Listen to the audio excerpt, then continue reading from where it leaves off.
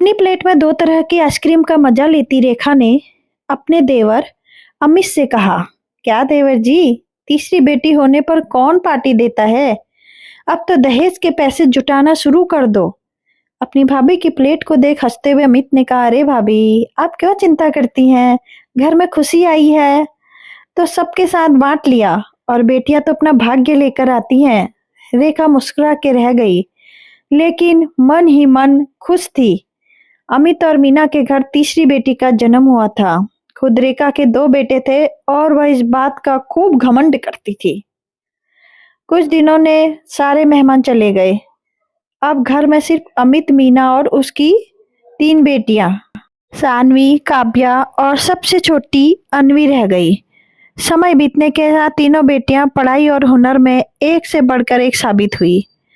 घर की दीवारें उनकी बनाई पेंटिंग से सजने लगी और अलमारियां उनके जीते हुए मेडल्स और ट्रॉफियों से भर गई। अमित और मीना का घर तीन बेटियों की हंसी खुशी से गुलजार रहता था, लेकिन रेखा का कोई मौका नहीं चूकता था मीना को यह एहसास दिलाने के लिए वह सिर्फ बेटियों की माँ है। एक मीना, चाहे जितने भी इनाम जीत लें ये लड़कियां, लेकिन दहेज तो जुटाना ही पड़ेगा। सोच लिया। क्या मीना अक्सर परेशान हो जाती, लेकिन अमित हमेशा उसे समझाता, बेटियां अपना भाग्य लेकर आती हैं, हमें बस उनका सही मार्गदर्शन करना है। देखना, हमारी बेटियां किसी बेटे से कम नहीं साबित होंगी। जब भी कोई पूछता कि अमित अब तक किराए के मकान में क्यों रहता है, तो वह हंसकर कहता, जब मेरी बेटियां कुछ बन जाएंगी तो समझो मेरा मकान भी बन जाएगा।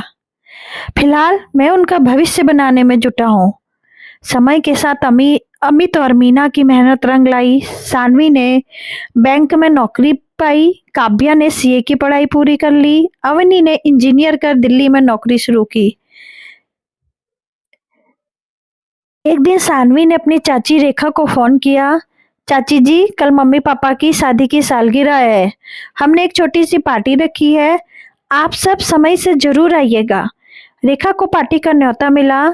जब उसने पार्टी की भव्यता देखी तो जलन से भर उठी। पार्टी वाले दिन सारा इंतजाम शानदार था। खाने की मेन्यू पर हर एक चीज चुनी गई थी और माँ पापा के लिए एक बहुत बड़ा सरप्राइज भी तैयार था। पार्टी में रेखा अपने पति और बेटों के साथ आई। भव्य आयोजन देखकर वह दंग रह गई। सानवी ने माइक उठाकर कहा, नमस्कार सभी को, आप सब बहुत आभारी हैं कि आप यहाँ आए। अब समय है मम्मी पापा के लिए हमारे खास गिफ्ट का। कृपया सभी बाहर लॉन में चलें।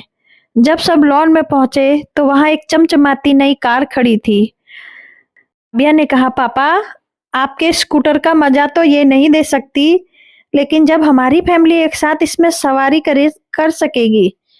विनीत और मीना की आंखों में आंसू थे। अमित ने कहा, मैंने कहा था ना, बेटी अपना भाग्य भी बनाती हैं और हमारा भी। देखो, मेरी बेटियों ने मुझे स्कूटर से उठाकर कार में बिठा दिया। रेखा ने अपने नालायक बेटों की ओर देखा जो आइसक्रीम खाने में व्यस्त थे। आज उसे एहसास हुआ कि बेटियां बेटों से कहीं ज्यादा सुख देने वाली होती हैं। बेटियां सच में किसी बेटे से कम नहीं होती हैं। उन्हें थोड़े प्यार और साथ